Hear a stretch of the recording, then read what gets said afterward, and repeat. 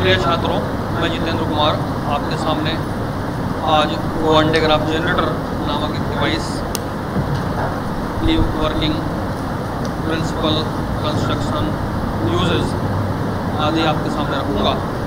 मैं लाला जगदीश प्रसाद सरस्वती विद्या मंदिर, inter college Jansath road, Muzaffarnagar में भौतिक विज्ञान प्रवक्ता के पद पर कार्यरत हूँ।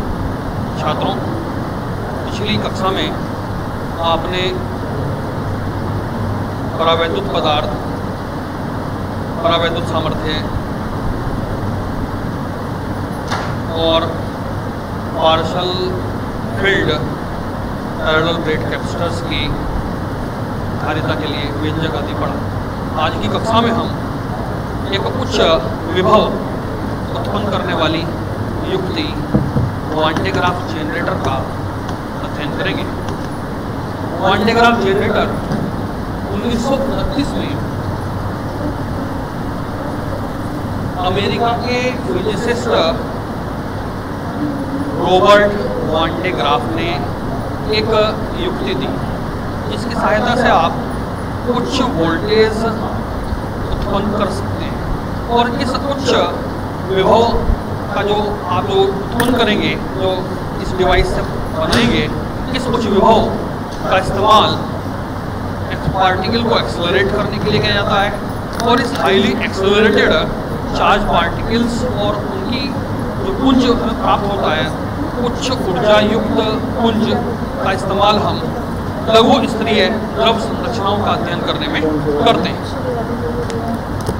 आइए अब हम इसके सिद्धांत की बात करें। आखिर ये किस सिद्धांत पर कार्य करता है? और जो मैंने फैमिली वाला दूसरा पढ़ाया था, उसमें चार्ट टांगे थे, वो कहाँ उसमें कितने बोला उसी लेसन को वो ये जब बात हम इसके सिद्धांत की करते हैं तो आप जानते ही होंगे कि प्रत्येक युक्ति, प्रत्येक डिवाइस किसी न किसी विज्ञान की मौलिक सिद्धांत पर आधारित होती है। और हमारी ये जो वन डे ग्राफ जनरेटर है, यह भी हमारा दो मूल तथ्यों पर आधारित है। इसके दो मूल सिद्धांत हैं। पहला सिद्धांत, इसमें हम इस सिद्धांत को हम देखते हैं। देखिए, एक गोला है, इसके भीतर एक दूसरा गोला रखा है। जब भीतरी गोले को हम आवेश देते हैं और तो भीतरी गोले को बाहरी गोले के द्वारा एक चालक तार के द्वारा जोड़ देते हैं, तो भीतरी गोले को दिया गया समस्त आवेश बाहरी गोले पर ट्रांसफर स्टार्टिंग से काट देंगे थोड़ा। अर्थात दो गोले आपने सामने देखे, सामने चित्र में देखिए, एक भीतरी गोला है और एक बाहर वाला गोला है। पहले वाला तो ये दोनों नहीं बोला था, धातु चालक है। भीतरी गोले को हमने आवेश दिया, जैसे ही भीतरी गोले को आवेश देते हैं तो वह इस चालक तार के रास्ते से, चालक तार के माध्यम से बाहरी गोले पर ट्रांसफर हो जाता है। आखिर ये ट्रांसफर क्यों होता है, कैसे होता है, आप इसके बारे में थोड़ा सा विचार करें।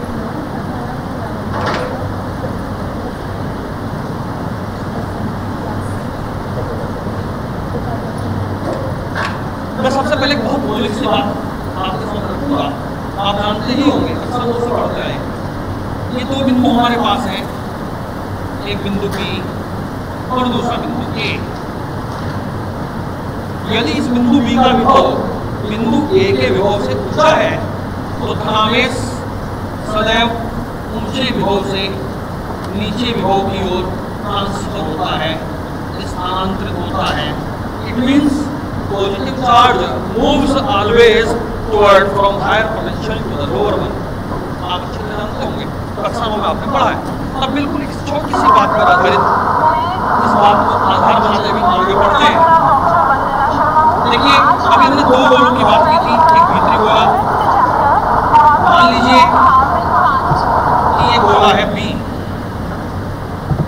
फिर हमने बात की थी इसके बाहर एक दूसरा संकेंद्रीय गोला, गोला A।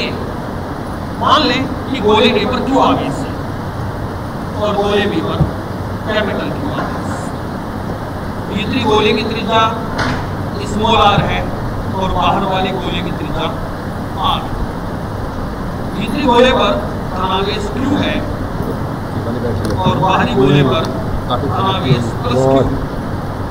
अब ध्यान देंगे, आप ये भी जानते हैं कि यदि किसी गोले की सतह पर q आवेश हो, जिस गोले की त्रिज्या r होती है और उस पर q आवेश है, तो आप जानते हैं कि उसके विभव का सूत्र होता है v बराबर 1/4 पाई एप्सिलॉन 0 q अपॉन r, जहां r गोले की त्रिज्या होगी और q आवेश होगा।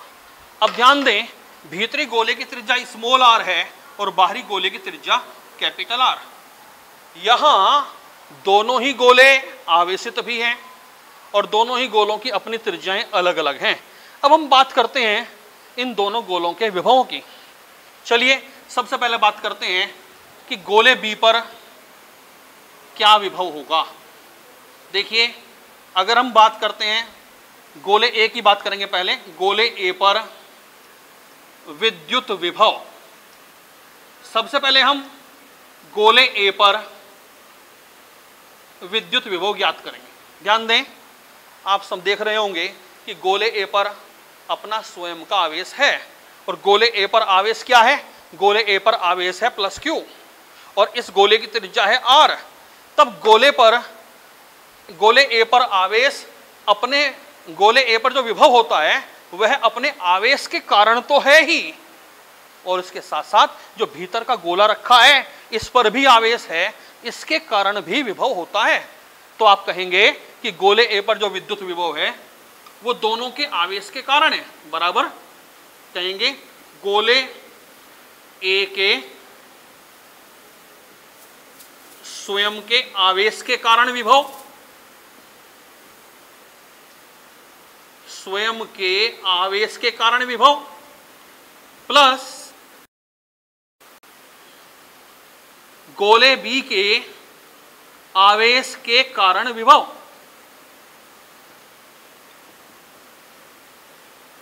बात बिल्कुल स्पष्ट हो गई होगी, क्योंकि गोले B पर अपना स्वयं का आवेश भी है और ध्यान दें गोले A के अंदर गोला भी स्थित है, उस पर भी आवेश है।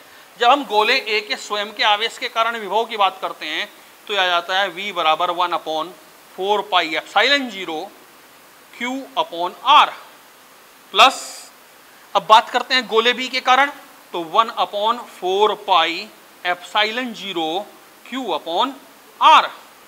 ध्यान से देखिए, गोले B पर अपना स्वयं का आवेश q है और आपको विभव कहां ज्ञात करना है? गोले A पर। तो गोले B के केंद्र से गोले A की सतह की दूरी कितनी है?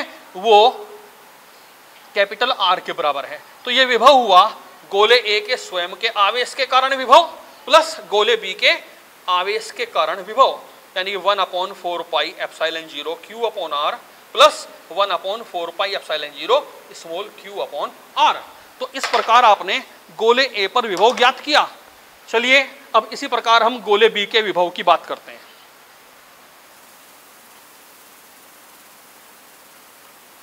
गोले B का विद्युत विभव। देखिए, अब आप गोले B के विद्युत विभव की बात कर रहे हैं तो बिल्कुल स्पष्ट देखिए और समझिए। यहां देखिए कि गोले B पर जो विभव होगा किन किन कारणों से होगा। एक तो अपने स्वयं के आवेश स्मॉल q के कारण विभव होगा, कि गोला बाह्य गोले के भीतर रखा है तो उस गोले के आवेश प्लस q के कारण भी इस गोले B की सतह पर विभव होगा। तो गोले B पर जो विभव हुआ वो भी दो वजह से हुआ, एक तो स्वयं के आवेश के कारण, स्वयं के कारण प्लस गोले A के आवेश के कारण। गोले A के कारण जब हम स्वयं के कारण विभव की बात करेंगे तो 1/4 पाई एप्सिलॉन 0 स्वयं के कारण, अर्थात गोले B के स्वयं के आवेश के कारण। ध्यान दें, सामने देखिए बच्चों, सामने देखो, ये जो गोला B है इस B पर कितना आवेश है? इस पर आवेश है प्लस q और इसकी अपनी त्रिज्या कितनी है? आप देख सकते हैं इस छोटे गोले की त्रिज्या स्मॉल r है और इस पर आवेश है स्मॉल q। तो इसका विभव हुआ 1/4 पाई epsilon 0 Q upon small r plus गोले B के कारण, देखिए गोले A के कारण गोले B की सतह पर विभव, बहुत अच्छी बात, सामने ध्यान से देख सकते हैं आप। दोबारा देखिए, ये जो गोला B है ये गोले A के भीतर है, और आप जानते होंगे कि किसी गोले के भीतर सभी बिंदुओं पर विद्युत विभव एक समान होता है, वो उतना ही होता है जितना कि गोले A के स्वयं की सतह पर। तो आप यहां कहेंगे 1/4 पाई एप्सिलॉन 0 Q बटे R। तो अब आपने देखा ये बना गोले B का विद्युत विभव। तो इस तरह से आपने दोनों गोलों का विभव ज्ञात कर लिया है। दोबारा देखिए, गोले A पर विद्युत विभव VA बराबर आया 1/4 पाई epsilon 0 Q upon capital R plus 1/4 पाई epsilon 0 small q upon capital R। और यहां आपने क्या प्राप्त किया है बच्चों, ध्यान से देखिए, VB बराबर 1/4 पाई epsilon 0 small q upon small r, जहां स्मॉल r छोटे गोले की त्रिज्या है और कैपिटल R बड़े गोले की त्रिज्या है। ठीक, अब आप देखते हैं कि विभवांतर क्या होगा। गोले B का विभव और गोले A का विभव, दोनों विभव आपने ज्ञात किए हैं। अब बात आती है इनके बीच विभवांतर क्या होगा। तब VB माइनस VA, दोनों का अंतर चाहिए हमें, तो हम VB में से VA घटाएंगे। जब VB में से VA घटाओगे तो आप देखते होंगे ये जो यहां फर्स्ट टर्म है ये है 1/4 पाई एप्सिलॉन 0 Q अपॉन R, और VB में जो सेकंड टर्म है इट इज सेम। घटाएंगे, आप पहले लिख लें 1/4 पाई epsilon 0 capital Q upon R plus 1/4 पाई epsilon 0 small q upon R minus 1/4 पाई epsilon 0 small q upon R minus 1/4 पाई epsilon 0 capital Q upon capital R। आप देख सकते हैं यहां जो पहली टर्म है वही चौथी टर्म है और दोनों बराबर हैं, ये प्लस का है और ये माइनस का, अतः एक दूसरे से कैंसिल हो जाते हैं, ये कैंसिल आउट हुआ। क्या प्राप्त हुआ अब आप देख सकते हैं, q upon 4 pi epsilon 0 is common and you will have now 1 upon capital R minus 1 upon small r। तो इस तरह से आपने विभवांतर प्राप्त किया है VB minus VA is equal to q upon 4 pi epsilon 0 into 1 upon capital R minus 1 upon small r।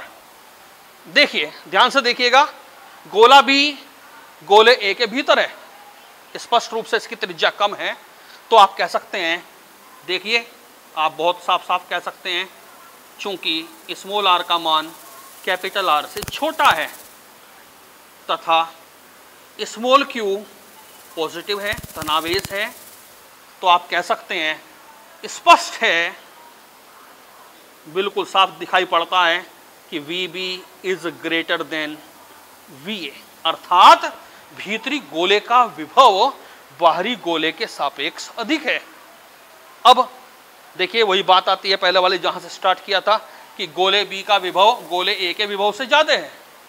अब यदि हम इन गोलों के बीच एक चालक तार जोड़ देते हैं, इफ वी कनेक्ट एक metallic wire, a conducting wire between the two spheres, sphere B and sphere A, obviously charge will flow from the inner sphere to the outer sphere, whatever so be the capital charge Q। ध्यान दें इस सूत्र में बच्चों, ये बात बहुत ध्यान से देखने की है कि VB माइनस VA वाले सूत्र में कैपिटल Q नहीं है। चूंकि यहां कैपिटल Q नहीं है, इसका मतलब ये विभवांतर सदैव धनात्मक बना रहेगा, VB का मान सदैव VA से बड़ा रहेगा, चाहे बाहरी गोले पर कितना भी आवेश हो, यानी कि भीतरी गोले का विभव बड़ा ही बना रहेगा चाहे बाहरी गोले पर कितना भी आवेश हो। यानी Q के मान पर निर्भर, कैपिटल Q के मान पर यह VB का मान निर्भर नहीं करता। चलिए अब आगे बढ़ते हैं। यहां यह स्पष्ट हो चुका है कि भीतरी गोले का विभव बाहरी गोले से अधिक है।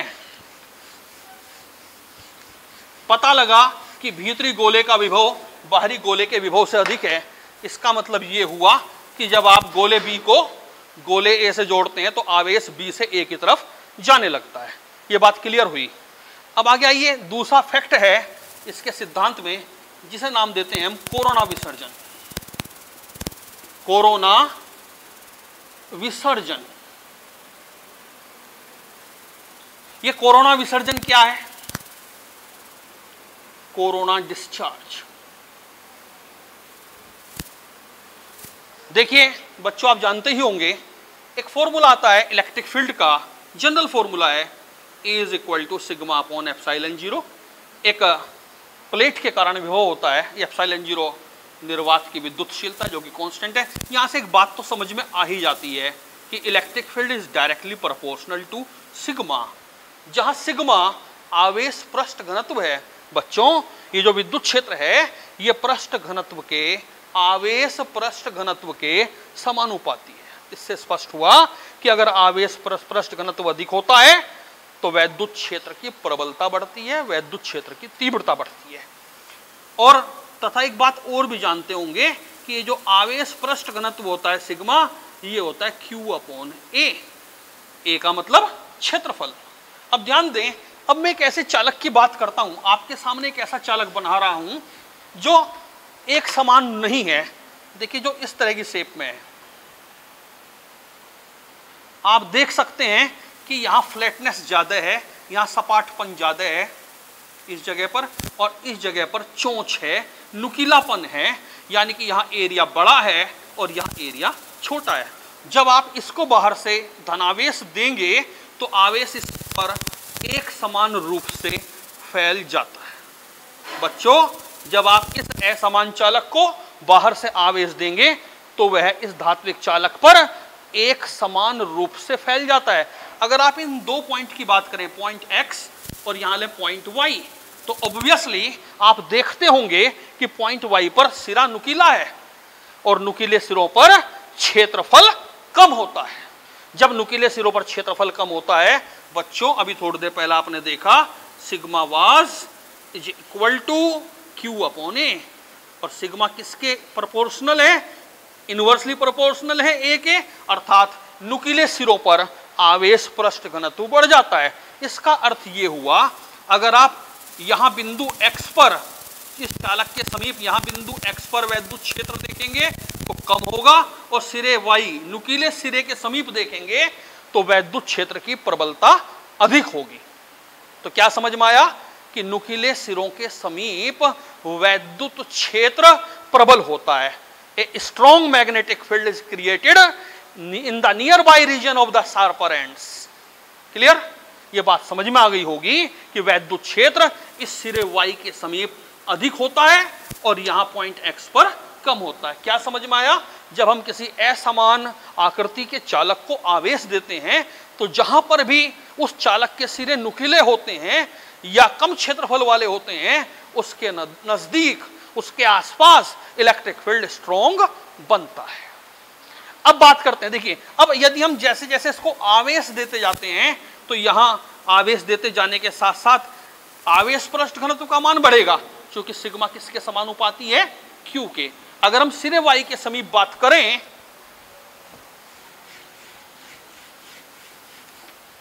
देखिए अब मैं एक पिन की बात करता हूं, एक पिन आपके सामने ले रहा हूं, चोंचदार पिन, और आप इसको बाहर से पॉजिटिव चार्ज देते जा रहे हैं तो क्या होगा बच्चों?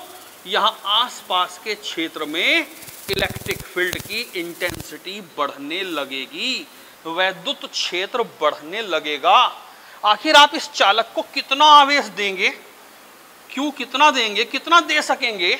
जैसे जैसे आप आवेश देते जाते हैं यहां वैद्युत क्षेत्र बढ़ने लगता है, और इस नुकीले सिरे के समीप का जो भी माध्यम है, जनरली अगर मैं बात करूं यहां वायु ही है। क्या है बच्चों? यहां वायु है, एयर है, और आप जानते हैं एयर की परावैद्युत सामर्थ्य होती है 3 गुणा 10⁻6 वोल्ट प्रति मीटर, अर्थात एक सीमा से अधिक आवेश हम इसको नहीं दे सकते। फिर भी अगर आप आवेश देते हैं तो इसके आसपास के जो मॉलिक्यूल्स हैं, एयर के मॉलिक्यूल्स, एयर मॉलिक्यूल्स का परावैद्युत भंजन हो जाता है।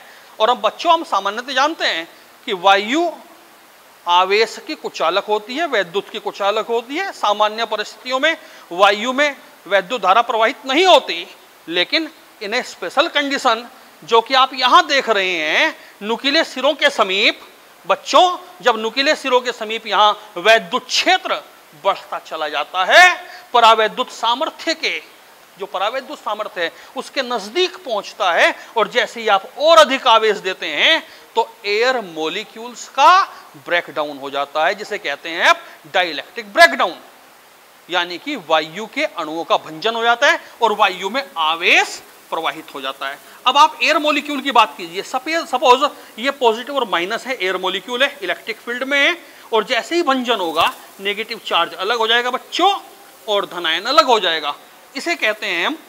और ये जो इलेक्ट्रॉन्स हैं, ये इलेक्ट्रॉन जैसे यहाँ इलेक्ट्रॉन पैदा होंगे और यहाँ धनावेश पैदा होगा, electron is captured by sharp currents. जैसे जैसे आप, दोबारा समझिए, जैसे जैसे आप आवेश देते जाते हैं इलेक्ट्रिक फील्ड बढ़ता जाता है, और एक इलेक्ट्रिक फील्ड का मान जैसे ही परावैद्युत सामर्थ्य से थोड़ा भी अधिक होता है तो तुरंत वायु के अणुओं का भंजन होता है। उत्पन्न होने वाला negative charge, electrons which are produced due to the dielectric breakdown are captured by these sharper ends. Hence, these electrons are captured by sharper ends, and in air we get only positive charge ion. It means positive charge is sprinkled, or we can say जो धनावेश होता है बच्चों, वह धनावेश वायु में फुहार दिया जाता है। यह हुआ हमारा कोरोना विसर्जन। इस घटना को हम कोरोना विसर्जन के नाम से जानते हैं। तो आपने 2 मूल सिद्धांत यहां पढ़े। अब आइए बच्चों, अब हम बात करते हैं, ये सिद्धांत हमने पढ़ लिए। 2 सिद्धांत हुए। पहला सिद्धांत था कि भीतरी गोले का आवेश बाहरी गोले पर स्थानांतरित हो जाता है। दूसरा सिद्धांत था कोरोना विसर्जन। ये 2 बातें आप अच्छी तरह समझ चुके होंगे। क्या क्या बताया बच्चों? कि भीतरी गोले का आवेश, भीतरी गोले का आवेश बाहरी गोले पर चला जाता है, बाहरी गोले पर चला जाता है, एक बात। दूसरी बात थी कोरोना विसर्जन। क्या बच्चों? कोरोना विसर्जन। ये 2 मौलिक घटनाएं हैं विज्ञान की, जिन पर हमारा ये वन डे ग्राफ जनरेटर काम करता है। आइए अब इसकी रचना और कार्यविधि के बारे में बात करें। रचना और कार्यविधि। पहले रचना की बात करते हैं। आप सामने देखिए, सामने एक चित्र बना है बोर्ड पर। इसमें वन डे ग्राफ जनरेटर का दिखाया गया है। अभी मैं आपको इसके बारे में बताता हूं, ध्यान से देखेंगे।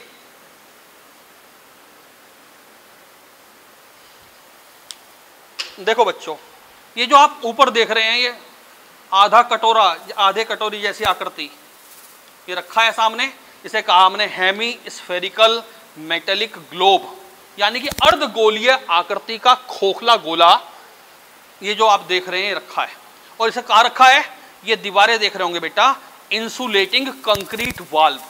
कंक्रीट होती है रोडी, सीमेंट, बजरपुर, इनके मिलने से जो कंक्रीट बनते हैं, जिनसे आमतौर पर लेंटर डाला जाता है, उस मसाले की बात कर रहा हूं, उसको कंक्रीट कहते हैं। तो ये जो दीवारें आप देख रहे हैं, ये दीवारें इंसुलेटिंग कंक्रीट वॉल है। इसके ऊपर आपने क्या रख दिया बच्चों? हेमी स्फेरिकल मेटेलिक ग्लोब, यानी कि अर्ध खोखला गोला। अब देखो बच्चों, यहां देख रहे होंगे 2 पुली हैं। एक पुली है P1, दूसरी पुली है P2। ये पुली प्लास्टिक की बनी है, और बच्चों इन पुली को घुमाने के लिए ध्यान दें, इन पुलियों के ऊपर से एक ये बेल्ट गुजरती है। ये बेल्ट आपकी सिल्क की है या फिर नाइलॉन, नाइलॉन की बेल्ट है, सिल्क की या नाइलॉन की। देखिए ये जो नीचे वाली पुली है P1, इस पुली को बाहर रखे हुए मोटर की सहायता से घुमाया जाता है। ठीक बच्चों, और आगे देखिए आप, यहां दो कंघे आप देख रहे होंगे, कंघे जैसी आकृति है, कोम्ब कहते हैं। ये जो नीचे वाला कोम्ब है C1, इसका नाम है स्प्रेयर कोम्ब यानी छिड़काव करने वाली कंघी, और दूसरा है C2 कलेक्टिंग कोम्ब यानी कि संग्राहक कंघी। इसको कहा हमने स्प्रेयर कोम्ब छिड़कने वाली, और इसको कहा बेटा जी संग्राहक कंघी। अब आइए और देखिए, ये जो नीचे वाली कंघी है C1, इसको बाहर हमने एक HT बैटरी अति उच्च विभव प्रदान कर सकने वाली बैटरी से जोड़ा गया है। देखिए धन सिरे से जुड़ा है, और प्रत्येक कोम्ब में चाहे C1 हो या C2 हो, आप देख रहे होंगे नुकीले ये पिन लगे हैं। कंघा देखा होगा आपने, प्लास्टिक वाला कंघा जिससे बाल बहाते हैं, उसमें भी दांते से होते हैं। बिल्कुल उसी तरह से ये स्प्रेयर कोम्ब है, स्प्रेयर कोम्ब C1 और ऊपर है कलेक्टिंग कोम्ब C2। अब देखो बच्चों, अब हम इसकी, ये तो आपने इसकी रचना के बारे में पढ़ा, और इसके अंदर यहाँ जनरली निर्वात रखा जाता है, या फिर देखो निर्वात तो प्रोड्यूस नहीं करते हैं, यहाँ सिंपल वायु ही रहती है। अगर वायु की बात करेंगे तो परावैद्युत सामर्थ्य घट जाएगी। अगर आप थोड़ा इसमें कोई, जैसे कि नाइट्रोजन है, मीथेन है, हाई प्रेशर वाली नाइट्रोजन और मीथेन जैसी गैस भर देंगे तो बच्चों उसकी परावैद्युत सामर्थ्य बढ़ जाती है। परावैद्युत सामर्थ्य बढ़ने से भंजन होने में समय लगेगा। अब देखिएगा, वर्किंग समझिए। देखो बच्चों, ये जो HT बैटरी है, इससे आपने स्प्रेयर कोम्ब को जोड़ा गया है, इसके धन सिरे से स्प्रेयर कोम्ब जुड़ी है, और इधर आप देख रहे हैं मोटर ड्राइव इन पुली है, मोटर से चलने वाली पुली, नीचे वाली पुली P1 ये घूमती है। जैसे ही आप HT बैटरी से जोड़ते हैं तो धीरे धीरे बच्चों, ये जो अगर आप स्प्रेयर कोम्ब पर ध्यान दें तो स्प्रेयर कोम्ब में कई सारे नुकीले इस तरह के पिन लगे हैं, तो इसके आसपास कोरोना विसर्जन जैसी घटना होती है। जैसे ही C1 कोम्ब के नुकीले सिरों के पास कोरोना विसर्जन की घटना होगी तो बच्चों, तो यहां इस एयर में इलेक्ट्रॉन पैदा होंगे और धनायन पैदा होंगे। इलेक्ट्रॉन को तो नुकीले सिरे एब्जॉर्ब कर लेंगे, बचा धनायन ये बेल्ट पर चला जाता है। कहां चला जाता है बच्चों? ये बेल्ट पर चला जाता है। ये देखिए, ये बेल्ट दिखाई है, बेल्ट पर चला जाता है, और चूंकि पुली घुमा रही है बेल्ट को, तो बेल्ट धीरे धीरे ऊपर जाती है, और ये धनावेश बेल्ट के सहारे ऊपर पुली के पास पहुंचता है, और वहां जो संग्राहक कंघी लगी है C2, उसके नुकीले सिरे पुनः वही उच्च, देखिए जैसे जैसे यहां धनावेश पैदा होगा, यहां देखिए सामने बच्चों पुली P2 के समीप यहां धनावेश पैदा होगा, तो इसके आसपास में फिर से वही कोरोना विसर्जन जैसी घटना होगी, और जो धनावेश है वो C2 कंघी पर चला जाएगा। यानी कि जो यहां धनावेश पैदा होता है वो धनावेश इस कंघी पर चला जाता है, और इलेक्ट्रॉन इस सिल्क की बेल्ट के द्वारा कैप्चर कर ले जाते हैं। धनावेश इस कंघी पर चला जाता है, और फिर वो बाहरी इस ग्लोब पर, ये जो अर्ध खोखला गोला आप देख रहे हैं, इसकी सतह पर फैलने लगता है। और आप जानते हैं दोस्तों कि जैसे जैसे V, देखिए V समानुपाती है Q के, जैसे जैसे Q बढ़ेगा उस गोले की सतह पर आवेश बढ़ता जाएगा, विभव बढ़ता जाएगा, और इस प्रकार इस गोले की सतह पर धीरे धीरे उच्च विभव उत्पन्न हो जाता है। इस प्रकार बच्चों आपने इसकी वर्किंग पढ़ी। ध्यान दें, ये जो गोला आप देख रहे हैं, अगर इस गोले की रेडियस की बात करूं तो इस गोले की रेडियस 2 मीटर से 3 मीटर के बीच रहती है। अगर मैं इस ऊंचाई की बात करूं कि ये गोला कितनी ऊंचाई पर है, ये लगभग 15 मीटर ऊंचाई पर रहता है। कितनी ऊंचाई पर? 15 मीटर ऊंचाई पर, और त्रिज्या कितनी होती है? 2 से 3 मीटर। बच्चों आप जानते ही होंगे, इस तरह से आपने रचना भी देखी और इसकी कार्य विधि भी आपने देखी। अब देखिए, जो परावैद्युत सामर्थ्य होती है E मैक्सिमम होती है 1/4 पाई एप्सिलॉन 0 Q/r², ये वैद्युत क्षेत्र होता है। तो कितना विभवांतर उत्पन्न किया जा सकता है? V मैक्सिमम बराबर E मैक्सिमम गुणा रेडियस R। ये R किसकी रेडियस है?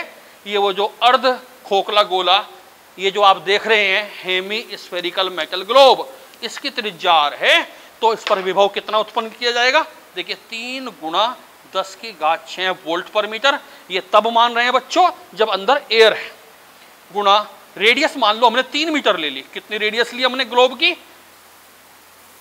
किसकी है बच्चों? ये है ऑफ ग्लोब। वो जो ग्लोब हमने वहां लिया है उसकी रेडियस 3 मीटर ली। तो इस तरह से आपने देखा 9 × 10⁶ वोल्ट, यानी कि 9 मेगा वोल्ट। ये बहुत ऊंचा विभव है।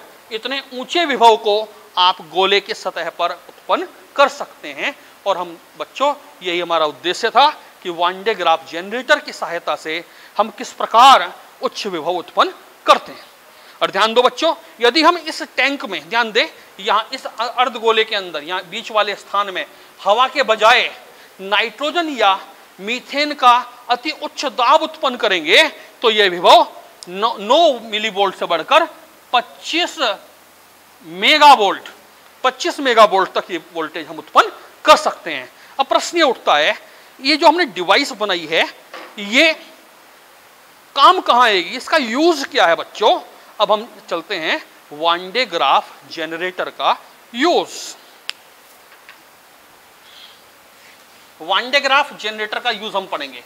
अब तक हमने एक बात देखी बच्चों कि यहां 2 मौलिक सिद्धांतों के आधार पर एक वान डे ग्राफ नामक जनरेटर, इसे कहा गया हमने वान डे ग्राफ जनरेटर। ये क्या उत्पन्न करता है? ये स्टैटिक इलेक्ट्रिसिटी उत्पन्न करता है बच्चों उच्च गोले पर। देखिए अब आप इस गोले की बात करें, इस पर अगर उच्च विभव उत्पन्न हो गया, क्या उत्पन्न हुआ? High potential. तो इसके समीप कोई दूसरा गोला रखकर इसके बीच के स्थान में आप electric field, high electric field ले सकते हैं, स्पार्किंग भी ले सकते हैं। तो टू प्रोड्यूस स्पार्क, ध्यान दें, जब कुछ ये 50 मेगावोल्ट से यानी कि 50,000 वोल्ट से 1.5 लाख वोल्ट तक का विभव यहां हम उत्पन्न कर पाते हैं। और बच्चों इस गोले के समीप कुछ सेंटीमीटर तक के स्पार्क भी देखने को मिलते हैं। तो इसका यूजेस की बात कर रहे हैं अब हम। चलिए, uses of one day graph generator. ये जो वान डे ग्राफ जनरेटर है इसके यूज क्या है? अब हम इस वान डे ग्राफ जनरेटर के यूजेस को पढ़ेंगे। पहला यूज, सबसे पहला यूज है बच्चों, देखते होंगे जो हमारा खाना होता है इसको स्टेरिलाइज करने के लिए। स्टेरिलाइज का मतलब होता है खाने में बैक्टीरिया पैदा हो सकते हैं, माइक्रो ऑर्गेनिज्म पैदा हो सकता है जो मानव की स्वास्थ्य के लिए हानिकारक है। तो फूड को, खाने को स्टेरिलाइज करने के लिए भी हम इस वान डे ग्राफ डिवाइस का इस्तेमाल कैसे करते हैं बच्चों? हम यहाँ इलेक्ट्रॉन्स को हाईली एक्सेलरेट करेंगे। इस उच्च विभव के द्वारा इलेक्ट्रॉन का उच्च ऊर्जा युक्त पुंज प्राप्त करते हैं और जब उसे खाने के अंदर से गुजारते हैं बच्चों तो वो खाना स्टेरिलाइज हो जाता है और उसके अंदर जो माइक्रो ऑर्गेनिज्म हो जाते हैं वो डिस्ट्रॉय हो जाते हैं, समाप्त हो जाते हैं। तो पहला इस्तेमाल पढ़ा आपने to find accelerated electron beam to sterilise food.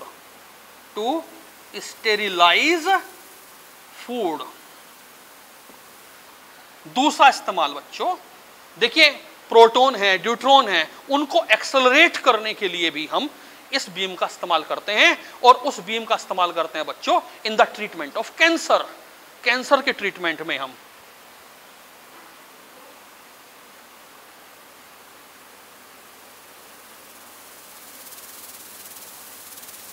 चिकित्सा के क्षेत्र में, इन मेडिकल फील्ड, चिकित्सा के क्षेत्र में कैंसर के ट्रीटमेंट में हम न्यूट्रॉन और प्रोटॉन जैसे हाईली एक्सेलरेटेड पार्टिकल की बीम का इस्तेमाल करते हैं। 2 इस्तेमाल आपने पढ़े बच्चों। अब तीसरा इस्तेमाल देखते हैं बच्चों। देखिए स्पार्क उत्पन्न करने के लिए जहां हमें स्पार्किंग की जरूरत होती है, हाई स्पार्क की जरूरत होती है, वहां हम इस वान डे ग्राफ नामक जनरेटर का इस्तेमाल करते हैं। आप जानते हैं, अभी बताया कि 50,000 वोल्ट से 1.5 लाख वोल्ट तक की वोल्टेज, हाई वोल्टेज उत्पन्न करने के लिए हम इसको इस्तेमाल करते हैं। और जैसे ही इसके समीप आप कोई दूसरा कंडक्टर लाएंगे तो बीच के स्थान में हाई इलेक्ट्रिक फील्ड के कारण कुछ सेंटीमीटर तक के स्पार्क उत्पन्न किए जा सकते हैं। बच्चों एक बात मैं याद दिला दूं, ये जो कोम्ब है स्प्रेयर कोम्ब, इस स्प्रेयर कोम्ब का विभव पृथ्वी के सापेक्ष लगभग 10,000 वोल्ट होता है।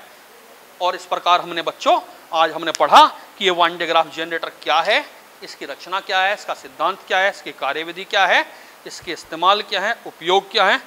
और मैं समझता हूँ कि आपके समझ में आया होगा। यदि आपके ये समझ में आया हो और आपको अच्छा लगा हो तो आप इसे शेयर कीजिए, सब्सक्राइब कीजिए। विद्या भारती मुजफ्फरनगर के चैनल को आप सब्सक्राइब करें। Thank you very much.